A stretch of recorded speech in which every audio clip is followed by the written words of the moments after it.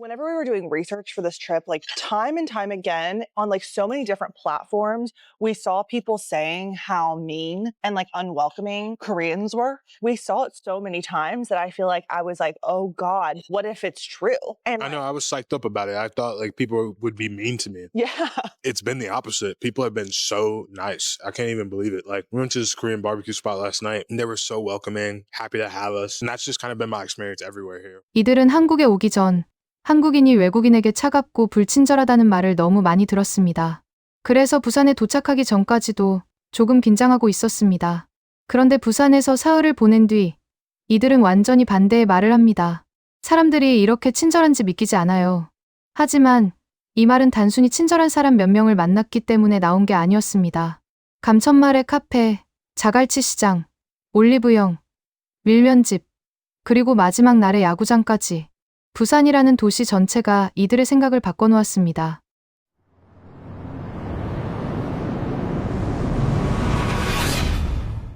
이 두 사람은 지금 세계를 여행하는 중입니다.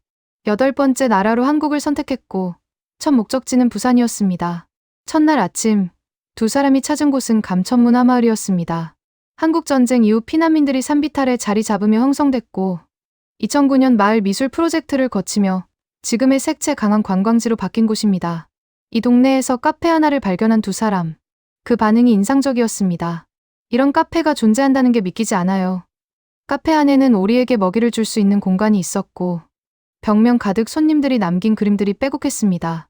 바나나 라떼 한 잔을 손에 쥔 채 오리 앞에 쪼그려 앉은 레이. 창밖으로 감천마을 색색 지붕이 내려다 보이는 그 자리에서 두 사람은 서로의 얼굴을 3분 안에 그리는 챌린지를 하기도 합니다. 한국인에게는 그냥 동네 카페지만 이런 경험이 가능하다는 것 자체가 이 나라 카페 문화가 어디까지 와 있는지를 보여주는 장면입니다. 부산의 평범한 동네 카페가 외국인에게는 하나의 목적지가 되는 것. 그게 한국 공간 문화의 힘입니다. I don't even know what to say. You know how to pick them because this place is insane. I feel like I'm gonna have like repressed childhood memories that are about to like spawn Yeah. out of this cafe. And would you like to know that on top of all of this, they have ducks downstairs that you can feed and you can hear them. 그 다음으로 향한 곳은 자갈치 시장이었습니다. 한국을 대표하는 대형 수산시장 중 하나로 부산 수산업의 중심지입니다. 두 사람은 직접 생선을 골라 위층 식당에서 바로 구워 먹습니다. 2시간 전에는 바다에 있었던 거예요. 직접 고르고 눈앞에서 손질되고 바로 구워지는 그 흐름 전체가 하나의 경험이 됩니다. 단순한 시장 방문이 아니라 먹는 행위 자체가 체험이 되는 것. 그게 자갈치 시장이 외국인에게 지속적으로 회자되는 이유입니다. 부산 명물인 장어구이까지 더해졌고 두 사람은 한동안 말 없이 먹기만 했습니다.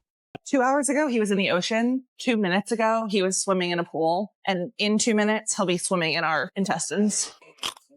하지만 부산이 이들에게 반전으로 다가온 이유는 음식 때문만은 아니었습니다. 이들은 부산의 규모 자체를 완전히 잘못 상상하고 있었습니다. 부산을 작은 해변 도시 정도로 생각했던 이들.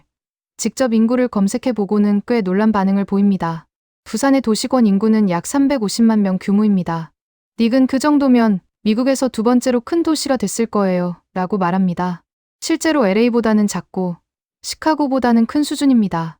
마이애미 같은 느낌이라고 생각했었는데 마이애미보다 훨씬 크고 다양한 도시였다는 말도 덧붙였습니다. I looked up the population here. It's over 3 million. Yeah, that's insane. So that would make it like the second biggest city in the US. 부산은 작은 해변 도시가 아니었습니다. 그리고 그 규모는 다음 날 훨씬 더 일상적인 장소에서 다시 드러납니다. 2번째 날 서면으로 향한 두 사람이 들른 곳은 올리브영이었습니다. 레이는 피부 분석 기계로 피부 나이를 측정합니다. 결과는 25세로 나왔다고 합니다.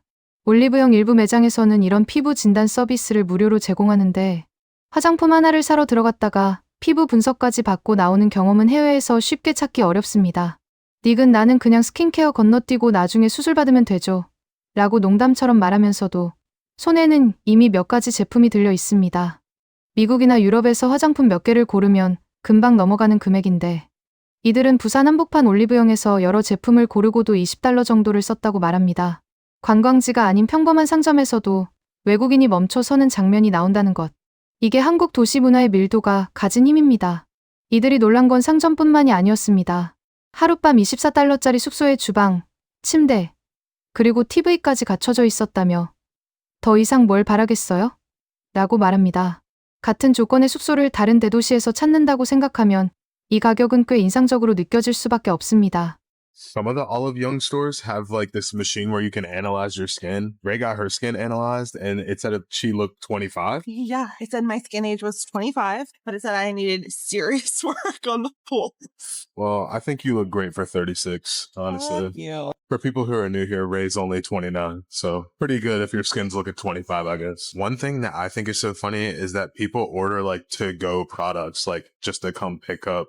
Like it's that serious here. 점심은 부산 명물 밀면이었습니다. 평일 오후 2시에 줄이 모퉁이를 돌아 있는 식당이었습니다. 밀면은 한국전쟁 피난 시절 밀가루로 냉면을 대신해 만들어진 부산만의 음식입니다. 차가운 면과 함께 나온 뜨거운 육수. 레이는 식사를 마친 후 이렇게 말했습니다. 마치 거꾸로 된 세상 같았어요. 국수는 차갑고 마시는 건 따뜻하고 그 조합 전체가 그냥 완벽했어요. 지역 음식 안에 역사와 일상이 함께 담겨 있는 것. 그게 부산이 가진 또 다른 매력입니다. Subscribe.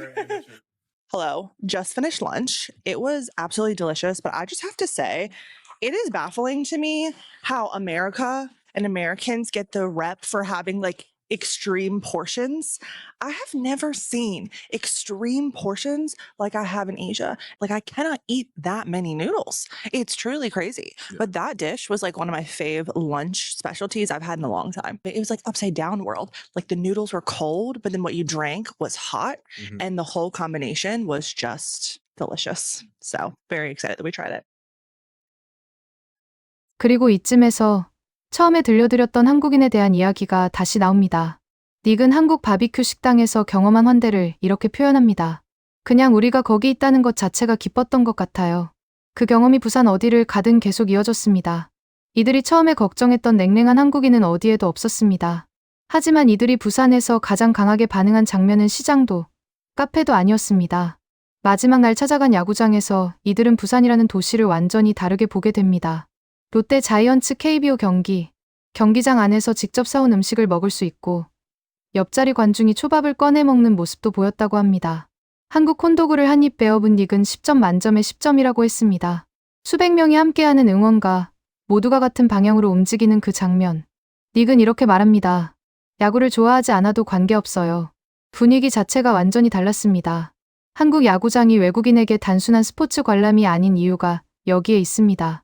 I am trying my dog. Oh yeah. 10 out of 10. 10 out of 10? People here really grow up. Like you can bring in outside food, right? Yeah, so it's kind of like if you could bring snacks to the movies but no one cared. You bring a little extra, you know? There was a girl eating nigiri. They like have like trays of sushi. It was amazing. And then also they have hundreds of synchronized chants. And it's pretty epic to watch them all. Anyways, love you, Busan. Busan, you have my heart. 부산, 당신은 내 마음을 가져갔어요. 사흘의 마지막에 나온 말입니다. 외국인이 부산에서 놀란 건 특별한 관광 명소가 아니었습니다. 카페 하나, 시장 하나, 음식 한 그릇, 야구장 응원가 하나. 한국인에게는 그냥 일상인 것들이 이들의 눈에는 처음 보는 도시의 방식으로 비쳤습니다. 오늘 하루, 부산이 조금은 다르게 보이셨으면 합니다. 오늘 이야기가 좋으셨다면 구독과 좋아요 부탁드립니다. 감사합니다.